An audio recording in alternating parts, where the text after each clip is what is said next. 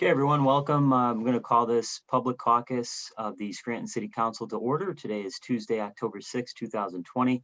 I want to welcome all my fellow council people here tonight. Hope everybody is doing well. We also have Mayor Cognetti, Business Administrator Carl Deely, and Office of Economic and Community Development Director Eileen Cipriani to give us an update. First, I think on the financial side of things with the city as we continue to face the COVID-19 pandemic.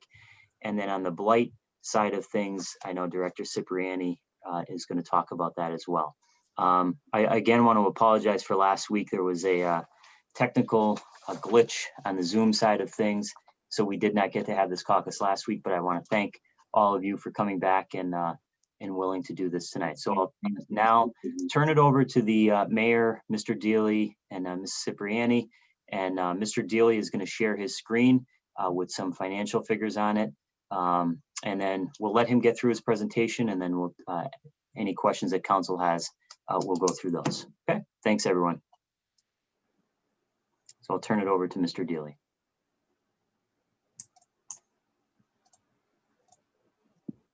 Okay. Hey, good evening, everybody. Yeah, no problem on last week. Like we all know, this happens to everyone, and so we're just happy to be back with you this week. Carl will kick us off and go through in pretty great detail here, and I'm excited for Eileen to be able to talk to you all about our blight efforts as well. But just looking at this, like we've all known, it's a tough year, but I think that with the help of our city departments and Carl really driving hard at curtailing expenditures, I think that we're doing better than we maybe thought we might be doing at this point this year. So I think that's a little bit of good news coming at you in a minute here. And as you all know, we're going to be working with you, City Council, in the next couple of months on the 2021 budget, and that will be a challenge as well, but we're really looking forward to that product. Thank you, Matt. Okay, what I'd like to do is just really give you an update. I think the last time we gave you was back in June, and obviously with a lot of the uncertainties with COVID, there was some real kind of trepidation about the state of the revenues obviously coming through this year.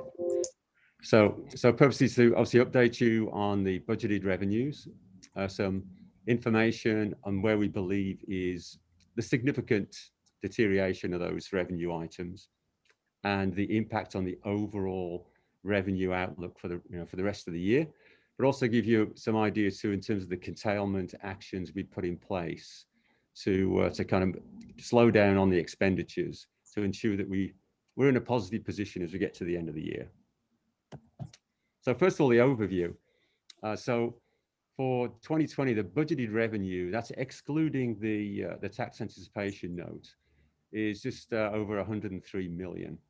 And what I've done on the chart, the main chart below with the numbers in, I've shown 2019 as, let's say, a normal year, or a year that wasn't interrupted by COVID. So you can see the general pattern of revenue recognition. So as we go through the year, we've done actually extremely well, really through the first 3 quarters, better than anticipated. In terms of the year-end forecast for revenue, we're looking at around 94 million. That is 91% of the original budget, right? So the original budget says that 103 million. In terms of revenues year to date, we're at 73 million, and that's 71% of budget. So obviously, something to think about here is we are 76% through the year. So keep that number in mind, I think, as we go through the presentation. Now, the expenditures, as the mayor said, we're actually doing quite well. So we're around 63 million, that's 61% of budget. And we'll give some indication later on in terms of how we're kind of maintaining that. So since March of this year, we've made a lot of effort in terms of looking at the cash flow at a very tight, kind of tight level, making sure that we're minimizing those expenditures. Now, in terms of the budget, the original budget line for 2020, so what that shows is that this is based on the actuals, oh, my apologies, let's go back. Based on the actuals and the estimate for the rest of the year, is 94 million. Now, I've made some adjustments to that based on the most recent information that we have, which I'll go through in more detail in the rest of the presentation. So what I'm looking at is that we'll realize somewhere around the 91, 92 million in revenues versus the forecast of 103 million. And remember, this does not include the TAN. So in terms of those delinquencies, first of all, local tax. So local tax, which does include wage tax and EIT, right? So because of the, basic slowdown in the economy, we're currently total for local tax is 28 million versus the budget of 40 million. What we're anticipating is a negative impact of around 1 million through the end of the year. The good news is here for EIT, we're actually tracking very well, actually pretty much on target. It's the kind of LST that's kind of letting us down there. But generally, this is much better than we thought we were going to be. So when we first did this forecast back in June, we were anticipating more like a 7 to 10% reduction. And actually, we're looking now at around a 2 to 3. And a lot of this, I think, is down to the nature of the businesses that we have here in Scranton. They have not been impacted maybe as much as we anticipated. And also the efforts that we've made for small businesses in particular, in terms of downtown kind of retail, food and beverage, they've done extremely well, I think, under the circumstances. Interest income, this is, I think, as expected, with the federal rate effectively at 0. And some of you may know they're going to continue that as well through 2021. So in terms of the budgeted income from interest of 275,000, we've realized around 67,000 of that year to date. Remember, that's 24% for the year, where we're 76% through the year. So I think we are still looking at that reduction of around 140,000. It's not a great, a huge number, but it's something that we need to think about as we carry across into the 2021 budget. In terms of privilege, the budget estimate, again, is quite small. It's 2.5 million. We are currently estimating around 50,000 below that plan. Again, this is better than we anticipated. And again, I think this is because I think people have done, again, a good job supporting local businesses. And the collection rate is, we're not expecting anything maybe as a delinquency as we first thought it would be. In terms of real estate tax, the budget is 2.9 million for the collection, delinquent real estate tax. Collections is 1.2. So overall, real estate tax has been tracking very, very well. We're actually 85% of the budget. We do expect another payment in November, a large payment, which is in line with the forecast. So it's just the delinquencies that really we're lacking. And so again, we estimate a reduction of around 500,000 through the end of the year on that. Now, obviously, we're making a lot of efforts in terms of chasing down the delinquent taxes. But again, this is something we're looking at very closely, because as we build the 2021 budget, delinquencies may carry across, dependent on the economic outlook for 2021. Maybe as people delay those the tax payments, or maybe we're not seeing the true effect maybe of a potential downturn. And we can talk about that maybe more detail at the end. Real estate transfer, we're running at kind of collection rate 1.7 million versus the budget of 2.5. Again, this has really rallied since the middle of the year. And again, maybe people have seen this themselves. Just generally speaking, real estate movement is it's very positive. We don't expect any kind of major kind of delinquency in the realm of real estate transfer tax.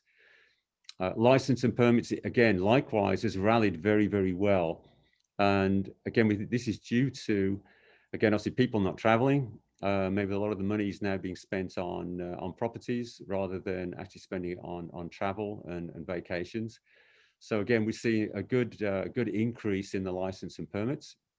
And again, we may get some Some slight, just because of the catch-up, we may see a slight decrease, but we're not seeing anything that we really thought would be when we looked at this back in May and June. We have a retired asset sale, which is in the budget, which is 1.5 million in the budget. We do have an asset auction, which is being scheduled now for late October. We did actually have a professional company come around this week to take a look for an estimation. We've not received that yet. But in terms of what we have for sale, which is a lot of rolling stock, and they're down at the DPW right now. I'm very conservative on this one, and I'm putting 500,000. So I think we may be around $1 million shortfall on that. Now, again, what we'll hopefully get is the professional estimate, which will come in at the end of this week, and I can update on that. In terms of license and permits, again, the collections, oh, sorry, I just repeated that. Yeah, I think we're doing well. Delinquent refuse tax. So we are obviously anticipating a sale for delinquent refuse tax. And again, the budget, we're looking around 1.5 million. The RFP was issued in September. We will open that on the 14th of October. And then what I'm anticipating again, and this is just by, I think, maybe previous experiences, is that in terms of realizing the 1.5 million, we may not get that full 1.5 in 2020. So I put 500,000 in for 2020 and the remaining balance of that in 2021. Because generally, of course, again, we're really pushing hard on delinquencies, and we've kind of ramped up the team here at the city, and we've got dedicated people now working on that. Local service tax, although this does not wasn't affected by the coronavirus, this obviously is currently going through the courts. And in fact, we were in court a couple of weeks ago. It does look very positive. It's on the city's favor, but just so people are aware of that. So our current rate of $156 per person, so per employee, is being challenged. And but at the moment, certainly the indications are positive to us. But right now, obviously, we're keeping an eye on that. There's a potential impact to the city there of over 3 million. So we do have to obviously really pay attention to this, and it's something that we will be looking to make sure that we've got some sort of plan B if the hearing does go against us, and that's something we're working on right now as we go into the 2021 budget. So that's kind of the major impacts on the revenue lines, and obviously we can provide more information if necessary. Just to let you know, in terms of where we are on the cost reductions, as I said, we're doing very well on the cost curtailment, and obviously part of that was we did have some furloughs, obviously from the beginning of the year. We still do have some furloughs in action. We have 6 people that are still out. We are planning to call a couple of those people back now that we've got more traffic coming through the city. The expenditure cuts that we've been working on are obviously, consulting fees and studies. We've got examples like shredding services, lock boxes, which are not being used, but they were contracts. So obviously we're not paying those while we're obviously still under this the current economic situation. The cost reduction activities, so healthcare and benefits administration. So that's something I think, again, Council will be talking about later on with the new contract that we put forward. But we are anticipating some very large savings in the costs, the administration cost for our healthcare and benefits. And as some of you may be aware, it's a large cost to the city. It's around 17% of our spend. So what we found is that on the administration side, there's some very big savings there that we can impact in the fourth quarter. That will also, of course, carry across to 2021 for our ongoing expenses, and that will be obviously that will be included in the 2021 budget. We are also looking now at debt refinancing, which will go into 2021. I suppose with the current climate, in terms of interest rates, it makes sense for us to look at the debt that we have and what can we do to reduce the cost of that debt going through next year. We've also reduced on the partnership disbursements, such as the Scranton plan. Again, at this point, you know, we are looking at every dollar that we're spending in the city. We have cash flow meetings every week. So some of these things may seem small. Obviously, all these things do add up. General department spend curtailment. So each director is tasked with obviously checking very closely on the expenditures week to week, month to month. And that's playing out very well. Where we do have commitments on things like capital, we are working with those vendors. We don't expect the vendors to be a bank. Obviously, we do need to pay them. But we have been very successful with some vendors, with some larger capital expenditures, such as the fire department call-out gear is a good example. You know, this is close to $500,000, and we've worked with that vendor to spread out the payments so that we don't get a potential cash shortfall at the end of the year. And then on the income side, we are obviously pursuing the COVID grants. We currently have around $460,000, which went into the county, that we're still waiting for the replies on. That's being chased down right now. And also any state programs, we are reviewing those on a weekly basis. So as the state programs come open, obviously we're reviewing those in terms of what's applicable for projects that we currently have on hand. And obviously also we are looking at state programs that maybe we don't have projects right now, but it's something that we could incorporate into the 2021 budget. So overall, from a cash flow perspective, we are doing quite well. I think with first of all, the anticipated reduction in revenues wasn't as great as we first thought. And that's very much, I think, down to the makeup of the businesses that we have in Scranton and our tax base. In terms of the actual expenditures, ongoing costs, again, we've made a lot of efforts into really reducing those costs or eliminating those costs as we go through to the end of the year. So from a cash flow perspective, we are looking good through to the end of the year. We are currently doing our calculations for 2021 for the TAN calculation. And I think we've got 3 bidders that are, I think, interested in giving us the TAN for 2021. And we'll have those numbers as well complete by the end of this week. So that kind of gives a quick summary in terms of where we are from the revenue perspective, and kind of open for any questions. Okay, thank you. Does anybody have any questions for Mr. Deely or Mayor Cognetti on the presentation?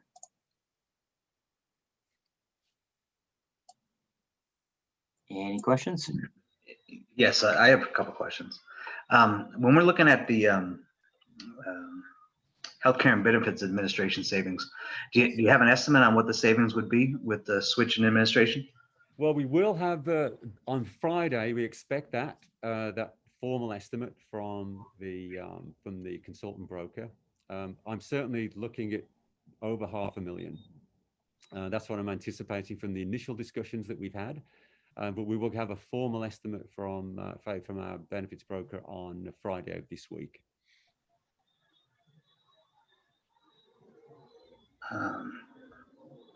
Also, are you able to forward this PowerPoint over to all of us?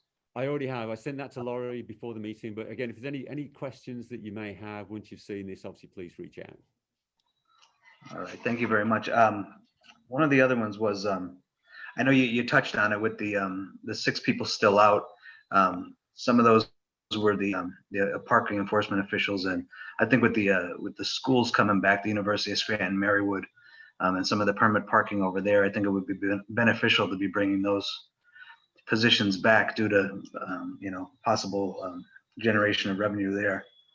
No, agreed. And in fact, that's something that obviously the mayor has been talking to the police department about.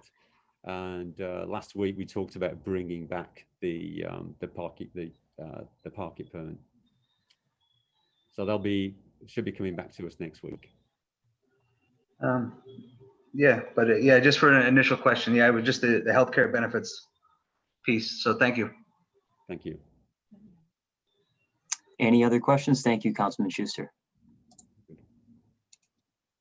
Dr. Rothchild, Councilman Donahue, any questions? Okay, I just have a few. First of all, thanks for the presentation. That was a really good look at, I think, where we are at this point. Carl, do we, you might have touched on this a little bit, but at this point, it does not look like we're going to have a deficit at the end of the year? No, yeah, absolutely. I think it's looking very positive, and I think if we continue on the trend that we're driving, then I'm very confident that as we get to the end of the year, yeah, that we'll be, I think we'll be in a good state to go into 2021. But again, we now have cash flow meetings every week, and I think this is what we're going to require, and we'll continue this as well through 2021. I think it's good practice anyway to do that. Okay, And I would just say that, as we know, especially in 2020, anything can happen. So, as we go through all of these days and weeks, we'll keep you guys posted. We certainly, that could change. But as we sit here now and we're continuing to cull through and look at upcoming expenditures, look at things outstanding. There were some expenses carried over that we found, this is months ago, but found from the previous administration, bills that hadn't been paid. Anything can happen. And so we don't want to say 100% sure that we're smooth sailing, but we do feel good about where we're at, all the curtailments that we've had, and hopefully that this will continue through these next 3 months. I guess sorry, Bill. I guess to tie into that, when we're looking at the possible revenue loss compared with the furloughs and the savings that have been done, we're pretty much looking at they're going to balance each other out. Yes, pretty much. In fact, yes, the furloughs obviously were a big impact, and I know they're always hard decisions. Obviously, to kind of take that action, but obviously now I think in hindsight we can say it was a good decision for the city. Yeah. All right. Thank you. Yeah. Carl, when I'm looking at the numbers, it looks like the estimation here is that for total operating expenditures, we are below budget, below what was budgeted in 2020 by about $13 million, which is a very, very significant amount. Agreed. So I know you touched on some of the expenditure cuts like consulting studies and fees and shredding service and lock boxes. Yep. Is there anything else, any major things that were deployed in the 2020 budget in terms of capital projects, any major things that were in the budget that are not going to occur? I'm assuming because of that number that it has to be most of them, but is there anything that you can think of off the top of your head? Yeah, there's a couple of, first of all, what I've been doing, Bill, is for the third quarter and fourth quarter, obviously I can actually break down where those savings came from. But for the first and second quarter, I must admit, it's been very difficult to read just to understand why the expenditures in first and second quarter weren't in line with the budget, because obviously that budget we inherited, and in fact, if you look at the 2019 budget versus 2020 budget, there's a huge kind of increase, right? And again, I don't know where that came from exactly, but certainly in terms of the things that we're not doing, which is, I think, closing the gap in that, certainly the second half of the year, that does include the paving. So obviously paving is another big one, which is now going to be in the first quarter of next year. That's one of the other big items that we obviously is now going to be, is not going to happen in the third quarter. Sorry, fourth quarter. Okay, thank you. But what we'll try and do too, Bill, is really itemize going forward. To your point, is to itemize those things that are in the budget, and if that will give us, I think, a clear indication of when there is a shortfall, or if we do go over budget, there's a clear answer, right, in terms of why that is happening. Right. Yeah, that would be good. Thank you very much. The other question I have is on the obviously, one of the goals I think of Mayor Cagnetti and your administration and council is to increase the collection of refuse fees. It's always been a flashpoint for council and for previous administration. So one of the things that obviously we've talked about and you've talked about publicly is the potential of moving the refuse fee into the real estate tax bill. And, obviously that may have an impact, a positive impact possibly on the 2021 budget. So can you just talk to the status of that and what that looks like, and maybe even the transition between NRS, away from NRS and that whole deal that we've talked about? Yeah, so I think as you say at a high level, it makes a lot of sense, right? In terms of certainly for I think the community, it's easier from a payment perspective.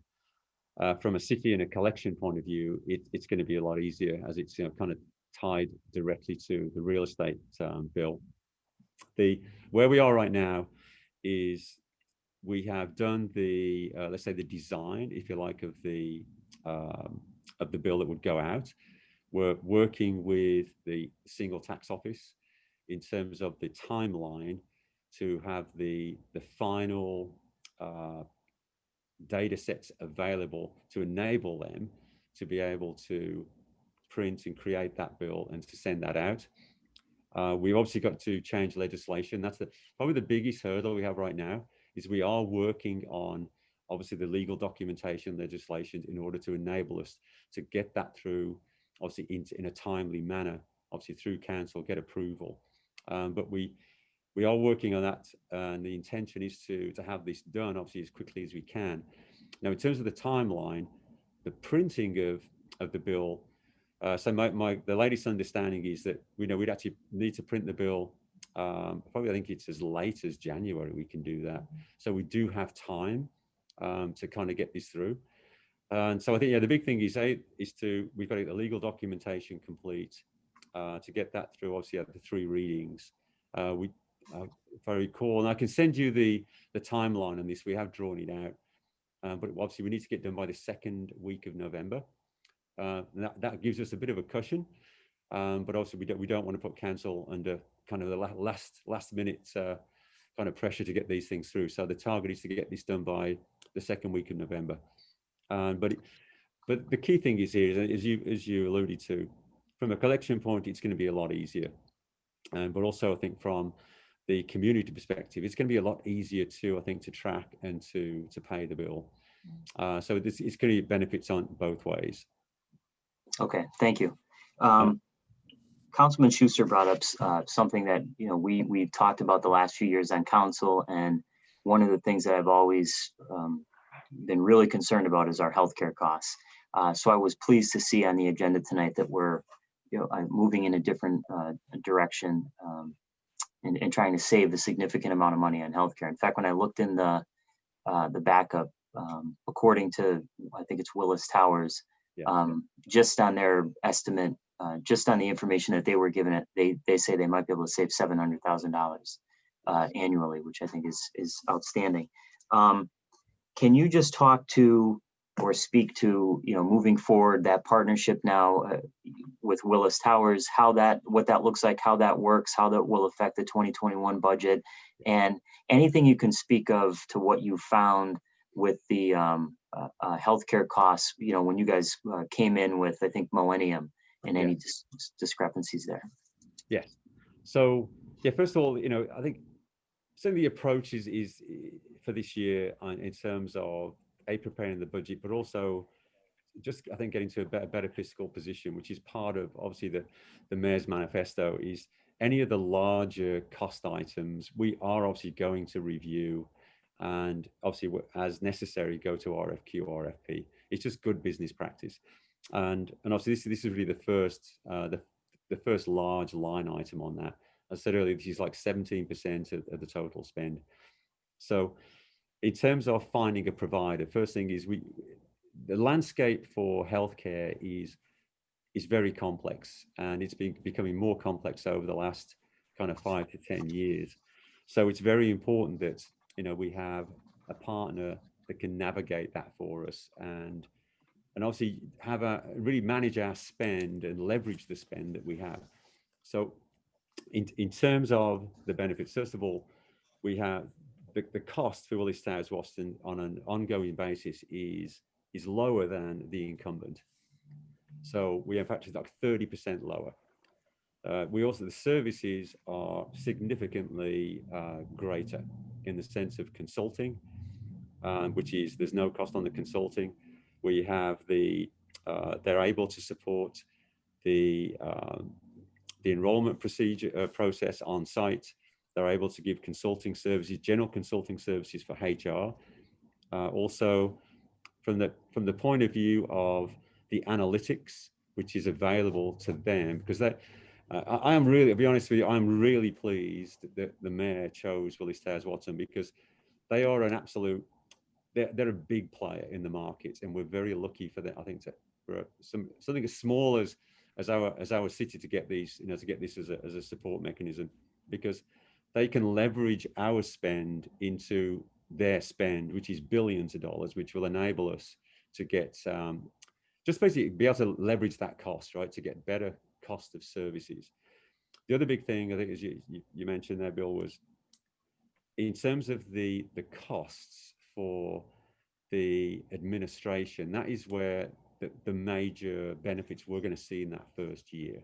So in terms of the rates that we can get now from an administration point of view, which goes between us, the city, the individual within the city to get to their health services, it's going to be a lot cheaper. So in terms of the contracts that we currently have, we should be able to itemize this thing by the end of this month, but we're taking out a lot of the revenues that were between us and the healthcare provider.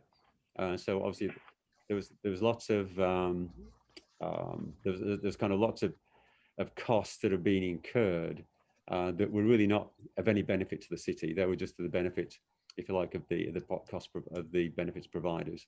So that's where we're getting the major cut to start with.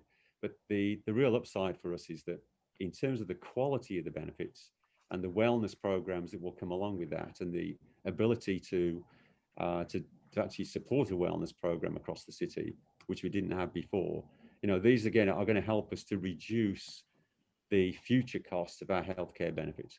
So as a package, I think we've got someone now that they have the expertise to get the best pricing. We can leverage our spend with their spend. But again, I think just as importantly is the ability to for the members to have easier access, and also have wellness programs that are going to be available to them, and obviously which will be better for them and their families going forward as well. Okay, thank you. And last question from me. I know the administration is engaged in negotiations with the clerical union. You obviously can't talk about those publicly because they're ongoing. Yes. But are you able to give us maybe an idea of if those will be concluded before the end of the year, so that you can include, those estimates of the cost of the collective bargaining agreement in the 2021 budget? Yes, that is and first of all, the bargaining is going very, very well. I must admit, the sessions we've had so far, I think the union has been very open. I think extremely knowledgeable about the economic conditions now and going forward, and certainly, our goal is to get to a conclusion, obviously, really as early as we can. And we're looking probably for early November, maybe, to get to that point. Things are going very well. We're in the final stages, I think, of the discussions. And it's actually with the city right now in terms of obviously the offerings that we need to put on the table. But it's going very well. I'm very pleased actually with the attitude and the openness that we've got from the clerical union. Okay, thank you. I don't have anything else. Does anyone have, any other council members have questions on the financial presentation? I have just one quick one regarding the LST. Back in May, council was told that escrow account was going to be set up for the additional LST until we got the court decision back. It's my understanding that wasn't set up. Do we know why that wasn't set up, and how are we tracking that, until we get hopefully positive court decision? Right. Yeah. I can't answer that question in terms of why it wasn't set up on that, councilman. But we are tracking, obviously, the LST, and again, part of our cash flow reviews, we are monitoring that. And I think, as I said earlier, we are looking at now, I think, what, in terms of not getting a positive outcome, in terms of what's our strategy, to manage that. Yeah,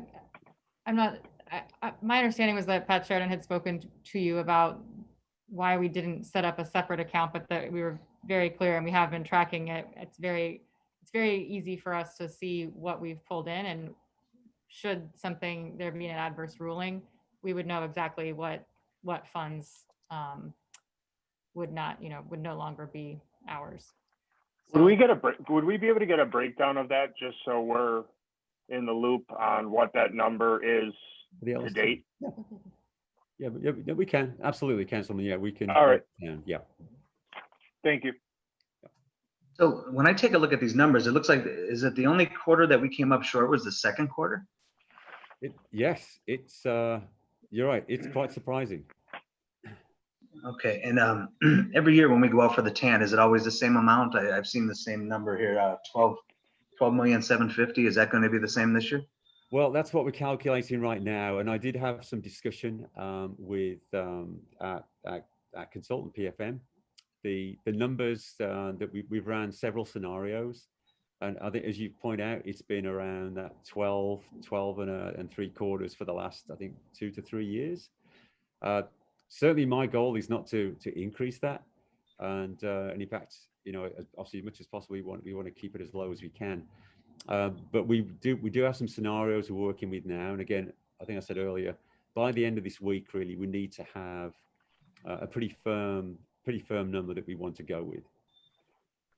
All right, and just to be correct, so I mean, 2020 we were looking for 103 million, give or take, in revenues, and we're hitting the 91,453. No, that's a very good point. The 2019 number versus 2020, so there's quite a big jump, right, in terms of that revenue expectation. And the reality is, in terms of what we are hitting, is below that. So no, the intention is, and this is where maybe we're doing budgeting a little bit differently, is we're looking at from the top line in terms of what is the revenue expectation, and then obviously from our expenditures is we want to balance them out. We don't want to stress those revenues. So the intention is what are the needs of the city, versus maybe what we'd like to have, especially going into 2020. So to 2021, with the uncertainty still on hand. I think the federal, the federal government is still anticipating a fairly high unemployment rate going through next year. And obviously we've got to look at that in relationship to Scranton and Scranton's economy.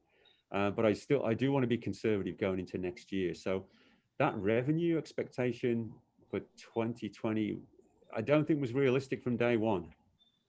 So we do need to build this up. And I think that's a very good point, is I think as we go into the next probably 10 days or so, we need to really lock this down in terms of that revenue expectation.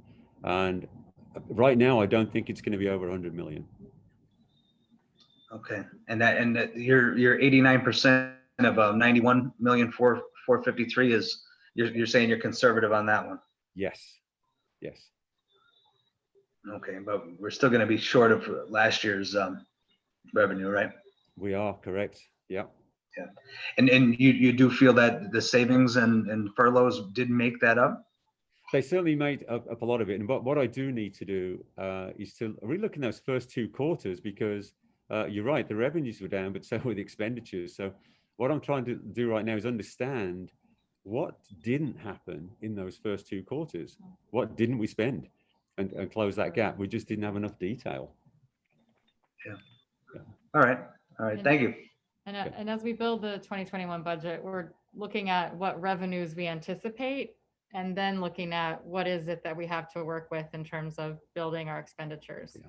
You can't just put a bunch of expenditures out and then work backwards to fit your revenues to what you want your expenditures to be. That's not going to work. So we've got to be realistic about what these revenues could look like, and then look to what it is we think that we have to work with in terms of how much we can spend. And even then, of course, we need to be baking flexibility into it, where there's the wish list, of course, but then we have to be really careful about how that dial can go up or down depending on what the realities are next year. Yeah, I certainly know that. Yes. Yeah. Yeah, basically the frequency, I think, that we need to review the cash flow and the outlook has got to increase. I think as uncertainty increases, then you just need to pay more attention more frequently. So we'll be looking at, say, cash flow weekly now, and I think going forward, we'll probably looking at from a monthly projection point of view, looking at maybe to the next quarter, and revising those expectations on a more regular basis. But what we want to build for in this budget for all of us is reasonable revenue expectations, not inflated numbers that are going to set us up for failure, basically. Okay, thank you. Does anyone else have any questions before we wrap it up? I just have just one quick one, and this is just really just a suggestion as we move into budget season. But would you be able to put together something that was a list of things that were cut from the budget this year that are going to be baked in to next year's budget? For example, like the liquid fuels and the paving for this year, it's being pushed into next year. Yes. Just so we have an idea of what we're pushing and what you're proposing that we just cut doing altogether. Yes. Yeah, that's a good point. And I think the visibility of where where we've been curtailing and maybe what's being pushed, that's important. Yeah, that we see a full picture of that. Yeah. Thank you. Now, was there another presentation coming, or was this the only presentation tonight? No, there is. Yeah, if we have time, we have the good news. Yeah. Yeah, the good news. So we have our regular meeting at 6:30. Would you be willing to hang around here for about 10 to 15 minutes while we start our regular meeting? And then as soon as we get to fourth order, which will be in about 10 minutes from 6:30, we'll come right back into this discussion and I think talk about blight if Eileen is okay with that. Okay, Eileen. Yes, Chairman, that's fine. Okay. All right. Mr. Gaughan, Councilman McAndrew passed on a couple questions to me. I don't know if he gave them to Lori or to yourself, but he did email them over this morning. I don't want to forget about those as well. Yeah, when we get to fourth order and after Eileen gives her presentation on blight, and then I'll have a round for questions and you can read those into the record. All right, thank you. All right, so we'll adjourn this caucus now. In 2 minutes, we'll start our regular meeting right at 6:30, and then we'll get about 10 minutes from then, we'll get right into Eileen's presentation on blight. Thank you so much, everyone. Thank you. I'd like to call this public meeting to order. Would everyone please stand now for the Pledge of Allegiance? I pledge allegiance to the flag of the United States of America and to the republic for which it stands, one nation, under God, indivisible, with liberty and justice for all. Please remain standing for a moment of silent reflection for our servicemen and women throughout the world, and also for those who have passed away in our community. Let us also take a moment of silence for all of the people in our community, our country, and world who have passed away from the coronavirus. This pandemic has turned our world upside down, but we must remain hopeful and strong. We continue to pray for the doctors, nurses, researchers, and all medical professionals who seek to heal and help those affected, and who put themselves at risk in the process. May they have protection and peace. Whether we are home or abroad, surrounded by many people suffering from this illness or only a few, let us stick together, endure together, mourn together, and in place of our anxiety, let us have hope and peace.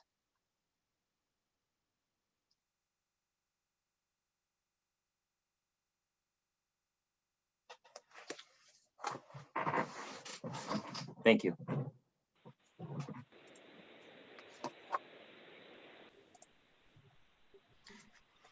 Ms. Carrera, roll call, please. Mr. Schuster, Present? Mr. McAndrew, Dr. Rothchild, Here. Mr. Donahue, Here. Mr. Gaughan. Here. Thank you. Mrs. Reed, please dispense with the reading of the minutes. Thank you. Third order. 3A, correspondence received from United States Senator Robert P. Casey Jr. dated September 14, 2020 regarding COVID-19 pandemic. 3B, correspondence received from OECD Executive Director dated September 29, 2020, regarding Blight Task Force update. 3C, Single Tax Office, City Funds Distributed Comparison Report, 2019-2020, year-to-date September 30, 2020.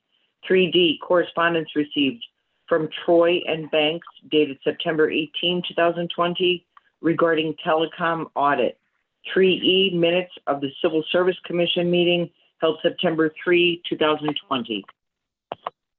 Thank you, Mrs. Reed. Are there any comments on any of the third order items?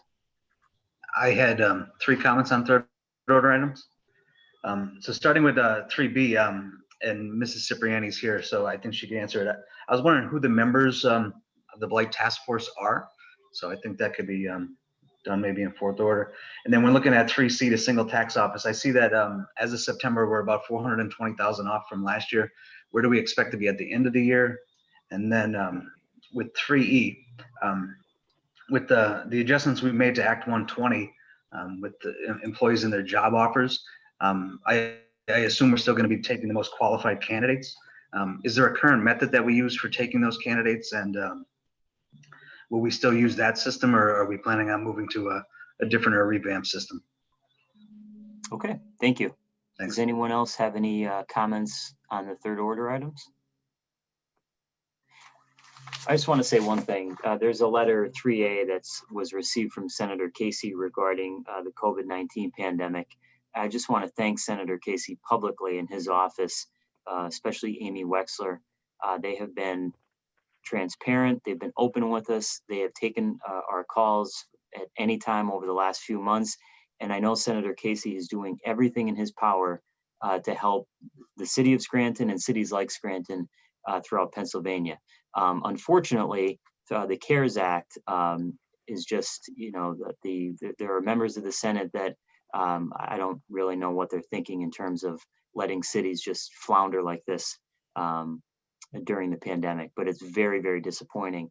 We did try, Councilman Donahue and I tried to get a meeting with Senator Toomey, and we never heard back from him, which is, again, very disappointing. But Senator Casey, I know, is trying his best to help our city out, so I do appreciate that.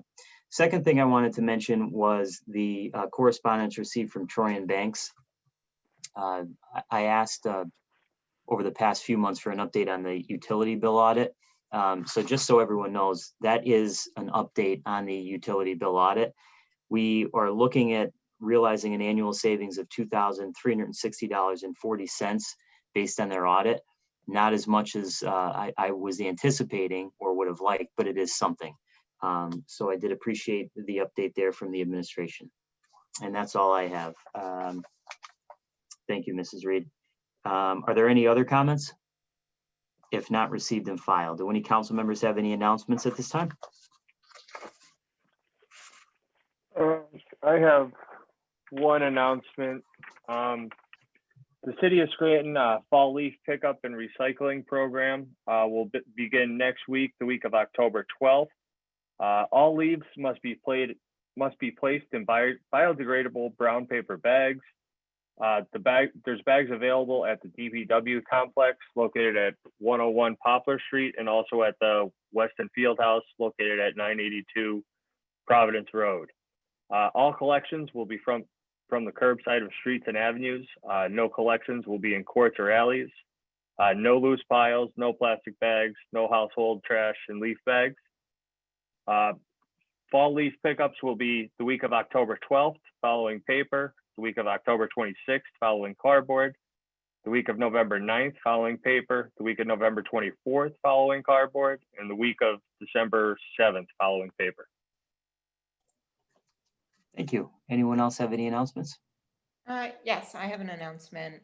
There's going to be a groundbreaking ceremony this weekend on Saturday, 11 a.m. And that's going to be taking place at 715 Cedar Avenue. It's for the Garden of Cedar, which is going to be a great community garden in Southside that they are starting to work on.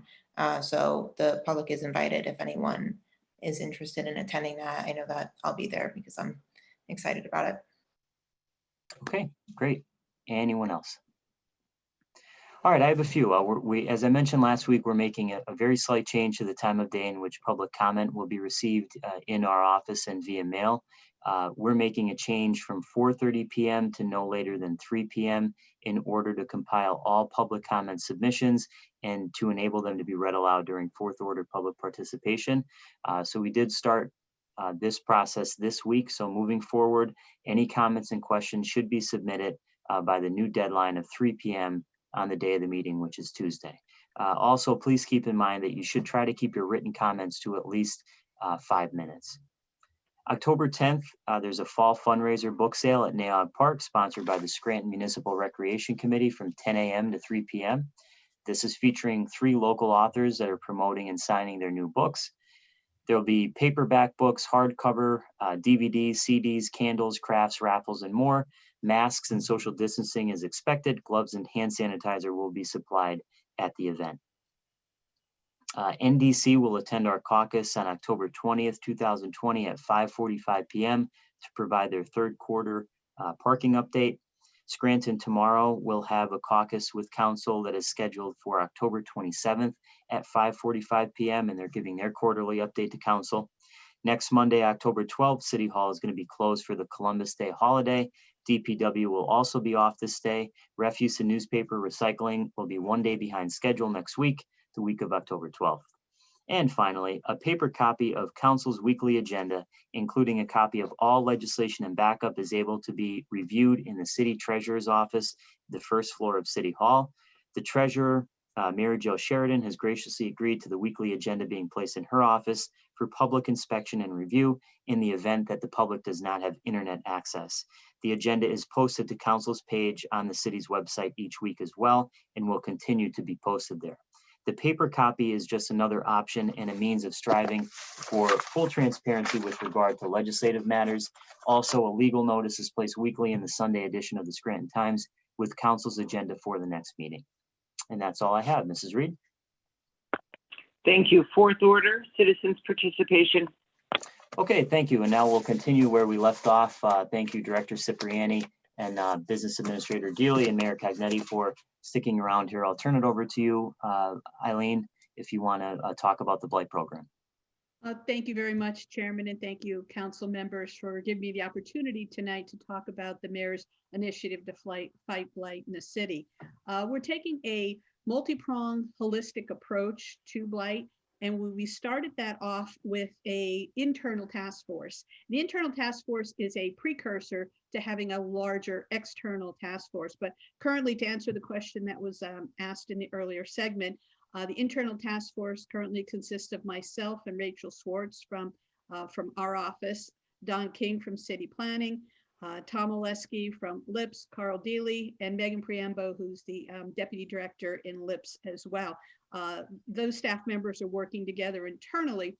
And we decided to start internally before bringing it up to a larger level because we really wanted to look at process mapping and how we were dealing with blight in the city. So we've gone through the process of documenting the entire process, and it was very valuable opportunity for us because we found issues with some of the processes we have that we've been able to iron them out so that we could take a property from being identified by someone in the public or our inspectors and placing it in the process to hopefully be rehabilitated. But at the end of the road, if we can't rehabilitate the process of the property, then we'd be able to take it and slate it for demolition. So this group has come together. We've identified 80 properties so far that are part of our blighted list that we're looking to address in the city. We're working now to develop a scoring rubric so that we can prioritize and be as efficient and as effective as possible in addressing this. Like I said before, the idea really, we want to be able to rehabilitate as many of these properties as we can. Demolition is the last resort, but we do have quite a few properties in the city that are past the point of being rehabilitated. Since May, we've taken down 7 properties in the city. OECD's taken down 6. One has come down by DPW. So that totals the 7 that we've taken down. We have 3 others right now that are in the process of going through the abatement process so that we could address the asbestos in those properties. So hopefully we will have those addressed in the next month or so. Under the current contract we have with our vendor, Badaric, we might be able to take down 2 more properties before the end of the year. So we've lined up these properties that we've had and placed them in buckets of funding. That was another priority of our task force. Last year we had $300,000 and we're finishing up that contract right now for demolition. Next year we have $225,000, that's CDBG funding that's slated for demolition. As you know, we've had $300,000 that we've applied for a DCED grant, and I thank you all for pushing that forward for us and supporting us in that effort. We also have what's called Act 98 money that addresses fire structures. So we have quite a few properties that were affected by fire in the city. So we're working in concert with the city treasurer to be able to address those properties as well. We met just recently with our partners with the land bank, with the county, and with NeighborWorks so that we could get on the same page with these organizations to see what their strategies are, what their fundings are, and what they were planning to do going forward. In talking to the land bank, there are 63 vacant lots in the city of Scranton that they're attempting to sell right now. Some of those properties are not properties that are buildable, but they're hoping that maybe they could get neighbors to purchase those properties. In addition to demolition, though, that's not the only thing that we're trying to do. We have other programs that I'd like to talk about a little bit. One is our home rehabilitation program. In the past 5 years, we've been able to address 20 homes with that program in the city. And those properties have been taken to brought up to code in this program. So it's been really valuable for properties that were in a really dire situation. But as we've looked at this program over the course of the 6 months or so, last 6 months, what we realized is this program is not being utilized and as effective as we'd like it to be. So right now we're in the process of drafting an RFP so that we could use our community partners to administer this program. That gives us the opportunity to avail ourselves to programs that they have, whether it's lead abatement, whether it's programs to do medical adaptations to homes, so that we're not working in a silo. It gives a more holistic approach to that. So that's a program that we're working on right now. Another program we're working on is the U.S. Mayor's Conference. Mayor Cognetti has been given the opportunity to support a program to apply for a $150,000 grant. So the city is partnering up with NeighborWorks, who'll take the lead, UNC, and SLHDA to apply for this grant. The idea of this program would be we'd be able to do smaller programs, some handyman programs that we would be able to help elderly citizens in the city stay in their homes. And that's really important, that they could take advantage of this program and be able to make those repairs that allow them to stay in there potentially medically, but allow them to stay in there because of some repair that they can't afford to address. Another great program we have is the Home Buyer Program. In the past 5 years, 53 homeowners have taken advantage of this program. NeighborWorks is who administers it currently for the city. And we have 17 applicants in the program hoping to get through and qualify. My favorite program, Building Blocks. 201 households have been able to take advantage of that program in the city. 25 blocks have been addressed, and at a rate of 2 to 1, of private funding and public funding together have worked on this program. So Carl Dealey and myself have been looking to put together a way that we could have sustainable funding so that this program could be good into the future. That's a really important goal of ours. I want to apologize. I have 2 dogs here that decided to make a little noise while we're doing this. Another good program we have right now that just teed up is the Neighborhood Initiative. The mayor has taken City Hall out into the streets and into the parks and into the neighborhoods, and have given city members, city residents, the opportunity to get their questions and concerns addressed and be able to identify issues in their neighborhood, concerns that they want to bring to our attention. It also has given the opportunity for our inspectors to go out and walk around the neighborhood and be proactive in finding properties that may be problematic or potentially problematic going forward. So that's been a huge success. It's also spawned another initiative, the Mayor's Volunteer Corps, which we've had a number of people volunteer to come forward and want to help address blight, cleaning up these vacant properties in the city, cleaning up trash and litter around the city. So this program will be coming together in the future. We've also talked to NeighborWorks, who I understand is putting together an Adopt a Lot program, which would allow neighborhood groups or community organizations to adopt a property that they can help maintain and take care of. So a lot of good things going on around blight. I had sent you my remarks earlier, so you do have those, but if there's any questions that I might be able to answer for you, I'd be more than happy to take those questions. I just have one question and one comment. My first comment is, I think there's a lot of great work going on in OECD now, just based on the number of grants that we've seen come through council, which is more than I've seen in the last few years, to be quite honest with you. So that would be number one. Number two, the Beautiful Blocks program. I saw firsthand the effect that that has on a neighborhood, because my block was a part of that. Now, I wasn't a part of it because I thought it would be a conflict, but all of my other neighbors up and down the one side of me and then on the other side of Block and Rockwell Avenue took part in that, and over the last 2 months. And the difference, the people that were employed on the projects, the difference it made in the neighborhood, the property values definitely went up. Neighbor of mine put a new roof on, new sidewalks in, put a retaining wall in. You just saw a lot of development, and it really was because people need that extra push. And it was a great thing to not only see that, but to see my neighbors come together for that project. So whatever we can do, Eileen, in terms of making that as big as it can be, I would be in favor of that, because it definitely works, and you can definitely see a difference in the neighborhoods. Yeah, I agree with you, Councilman. I met with NeighborWorks last week before last, and they're looking at some strategies. We want to go out and talk to some more of the nonprofits that might be interested in committing to this program. But you're right. Everywhere you go, when you talk to people, they know about it and they really appreciate it. Yeah, definitely. So I appreciate that. That's still a project that's really being focused on. The only question that I had, I get stopped, as all council members do, I think, on different properties that people want taken down. One specific one is 2939 Bernie Avenue. And I know that was on the list that was submitted with the grant for demolition funding. My only question would be, I know that maybe Carl and the mayor can answer this as well. There was $145,000 line item in the budget for demolition outside of OECD funding. So is there can you give us an update on that specific property, 2939 Bernie Avenue? And if, is there any way, are we utilizing the $145,000 funding for demolition, or are we pushing that off because of the pandemic?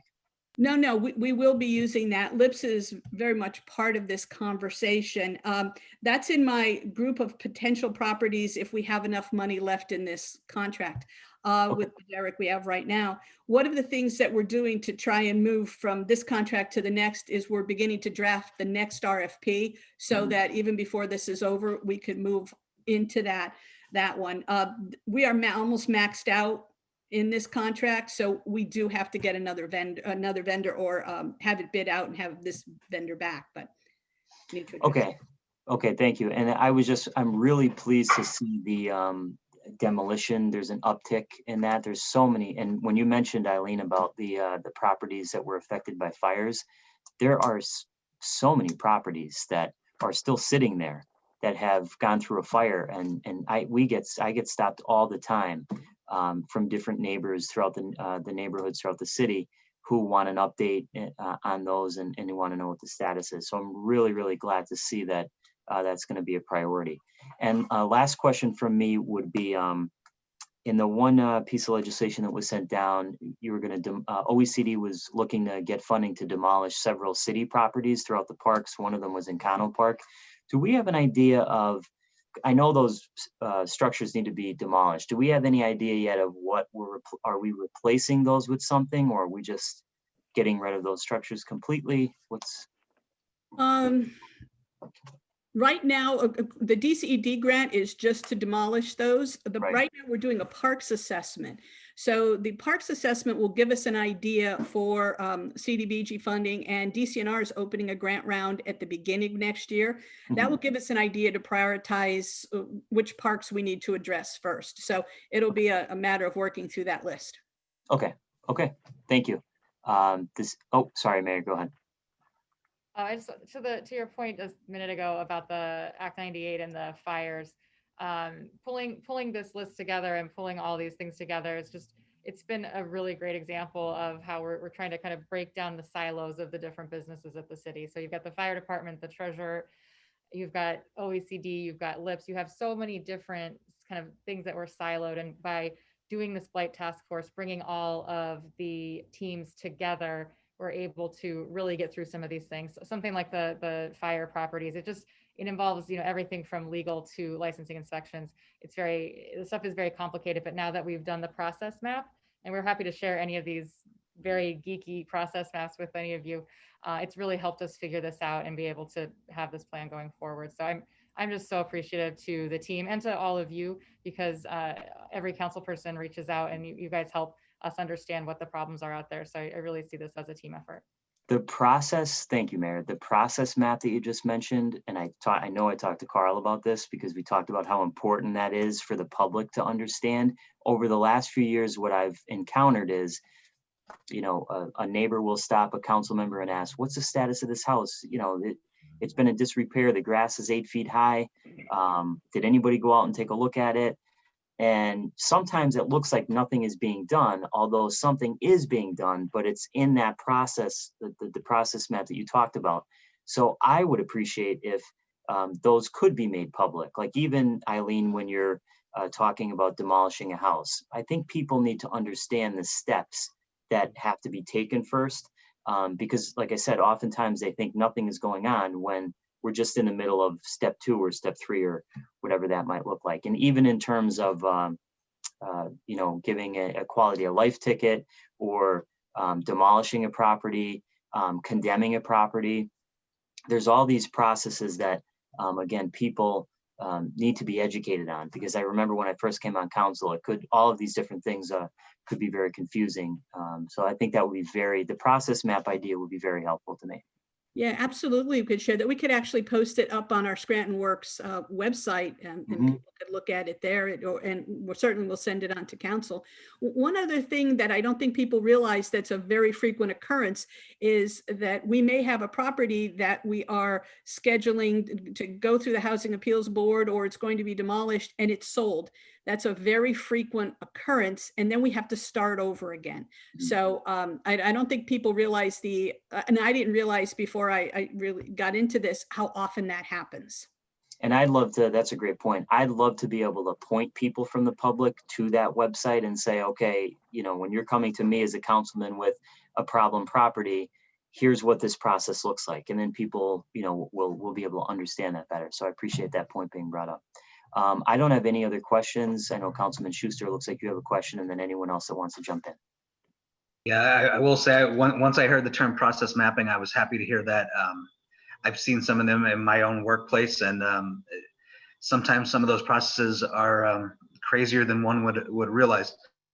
So I think when it comes to say, like, the quality of life things that, if we get an address or we get a property for demolition, that'll definitely help when it comes to putting that in the right place and sending it to the right channel. I did have a couple questions. Mark McAndrew prepared a statement, so I'll read off Mark's statement. So he said, last week during caucus, we had technical difficulties which prevented me to pose my questions to the administration regarding the internal LIPS department assessment and the findings. So this week, because of a contractual obligation as a teacher, I'm unable to attend tonight's caucus, but would like to pose those questions. So recently, and like clockwork, at least twice a year, stories referencing Mr. Bond appear in the Scranton Times and Newswatch 16 investigates. Both entities report that Mr. Bond continues to rent unregistered, uninspected, and therefore illegal apartments while owing around $250,000 to the city, school district, and county taxes. Mr. Bond insists that his apartments are registered. The city records insist they are not. are they registered or are they not? And I also want to know, as well as citizens of Scranton that do pay their property taxes and refuse fees, what is going to be done to resolve this once and for all so that best practices are put in place to prevent this from happening again? Mark McAndrew.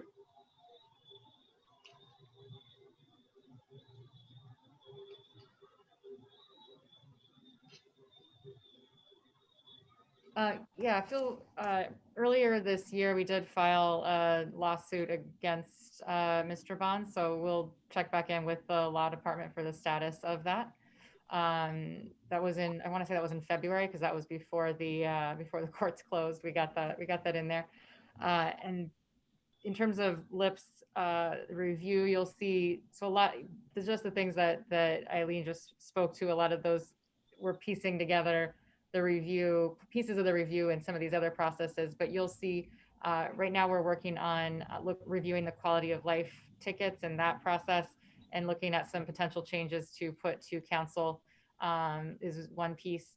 We're also in the new budget, as we had previewed something with Councilman Gaughan a couple weeks ago, and we'll continue these conversations about the budget with you all in the coming weeks. We're looking at maybe restructuring things a little bit, putting a bit of a different structure in place, and putting some of the LIPS organization, kind of spreading it out a little bit more and tying it more to economic and community development. So we'll be sharing those ideas and thoughts with you. But those are some of the pieces of that, us reviewing internally, and that's a lot of it is going to be baked into this new budget and into some of these ideas, not just quality of life, but also rental registration. The law department is looking into our rental registration ordinances and trying to figure out what it is that we need to change to be able to have more teeth, really, to Councilman McAndrew's. And then a question that I had regarding a third order item. Recently, we've changed the Act 120 requirements when it comes to jobs and job offers and employment with the city. I would assume that we've always been taking the most qualified candidates. Is there a method or a system of ranking that's currently in place? And do we plan on continuing this system, or are we revamping that system as well? So I don't want to answer any specific questions to that without having either Chief Nembetka or the Civil Service Commission here. Just absolutely not. We're not decreasing our expectations of new hires. We're trying to open this up further to more people that would be qualified to join. So this is absolutely not decreasing the quality of candidates. But in terms of the specifics, I'd rather bring on the chief and or the Civil Service Commission to answer that. Yeah, and I mean, to clarify that one, I didn't think we were lowering the qualification or anything like that. I understand that we're trying to get more people to apply there. I just didn't know if there was a some type of ranking system, as you know what I mean. There is, and I wouldn't want to misspeak, and my understanding of it is not as detailed as we could get from somebody from the police department. Tom, there's a formula that they use to rank the applicants based on the written exam, the oral examination, and then just pass fail on the physical agility, psychological background, and the rest. So there's a formula they have in place, and that will determine the rank. And then the mayor at her discretion can select from the top 3 candidates, or however many hires the department needs. So there is a set formula for that, and that's set forth in the civil service rules. Okay, so yeah, that answered my question. So is that going to be revamped, or we're looking to do that? No, that's still in place. That's in the civil service code. 60% written, 40% oral, and then the rest of the criteria are pass fail. I think what the mayor is saying is all that they're doing is try to get more applicants, to open it up so they have more people applying for those entry-level positions, the patrol position, so that there's a broader field for the Civil Service Commission and the mayor to select from. Thank you. Thank you, Councilman Schuster. Anyone else have questions or comments about Director Cipriani's presentation? I have just. I'm sorry. You can go ahead. That's fine. I just have one comment and just 2 quick questions. My one comment is I was happy to see that 913, 915 Einan Street was on this list. I know that's been a problem property for the neighbors for quite some time. Myself, Councilman Gaughan, And at the time, Councilman Evans were all over at that property and what those neighbors had to deal with. So I'm happy that that's being taken care of. Do we have a timeline on when we're going to get a progress update on the internal LIPS assessment?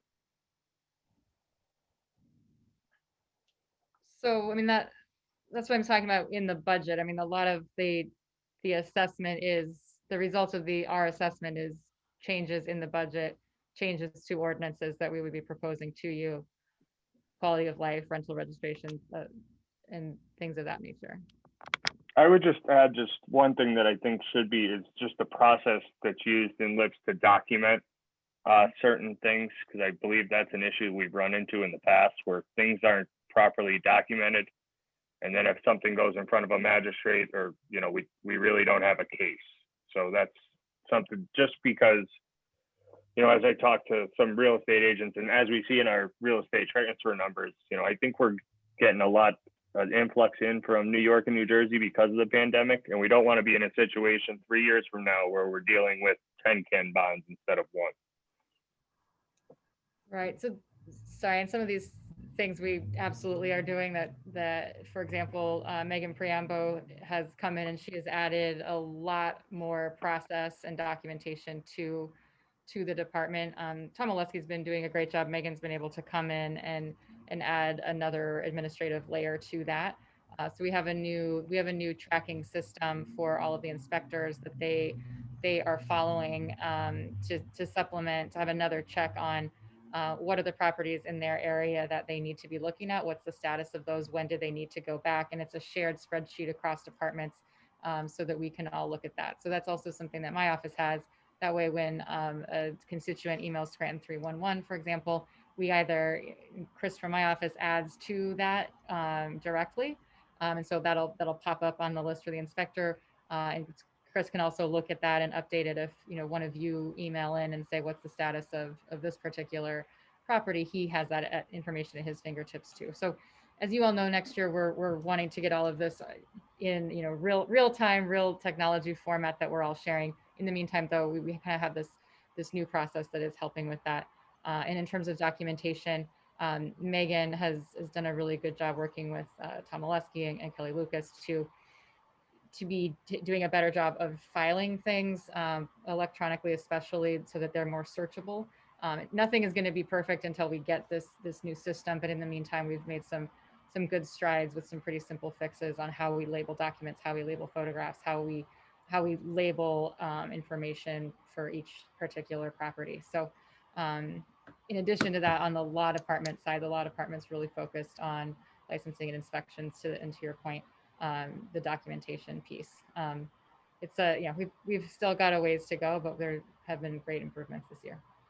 Marion, if I could add the list you referred to from LIPS, we've taken that list, cross-referenced it with the demolition list we've had, with the list that came from the Housing Appeal Board and the treasurer's list of Act 98 properties, so that we've been able to make sure that we have a really good documentation across the board. And just another so a problem in the past is a house would appear, or a property would appear on a demolition list.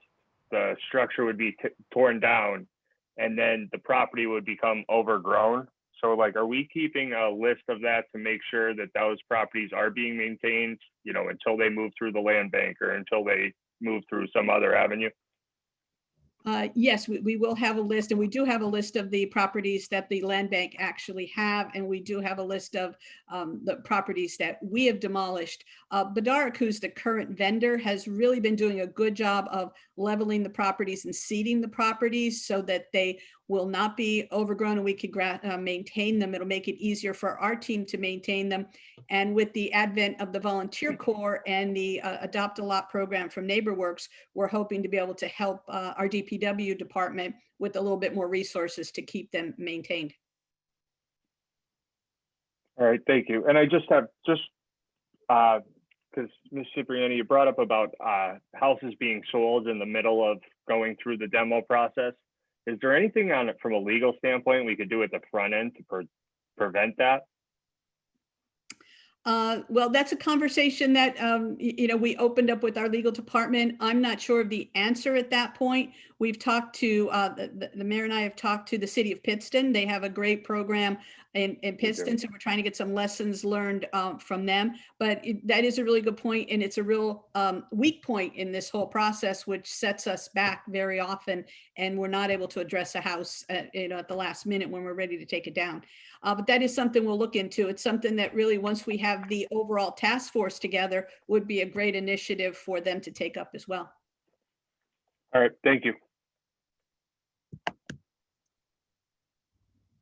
I had a couple things that I wanted to add and a few questions as well. I'll try to be brief. Just want to thank Director Cipriani for giving us an overview of the programs that we've had, like the home buyers program and beautiful blocks. I'm glad to see that those programs are working out and helping people in Scranton.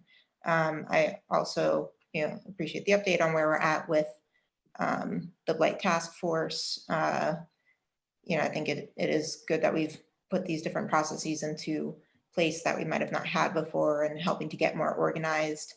Something that I've noticed that's been problematic for me, and I know I've expressed this before to the administration and speaking about it with the mayor, I really would hope that in the future that we have a better system for closing the loop with requests and complaints, not only with council, but then with citizens who also make those complaints. So people do have an idea of where things are at in the process for whether it be for particular property, for quality of life, or the demolition process. Because if we don't know, then it's hard for us to give that information then to the citizens, and it's I think been making my job a little bit harder, having to check back on these different complaints. So that's something that I still feel like we need a bit of improvement on, and I think it'll help once we have, if we're using a different system, like I think with the computers and the tracking, if that changes, then that will help too. And I was going to bring up the demolished properties Councilman Donahue had brought up already, but just to echo his points, I do see that being a problem oftentimes, that we have these empty vacant lots, perhaps where there was a demolished building or property, and it is becoming overgrown and no one's taking care of it, and it's not really clear on who should be taking care of it. So I definitely think it's something that can be prevented if we know to keep an eye on those properties and have that list up to date. And lastly, I have noticed, and I'm really happy to see this, props to our DPW department.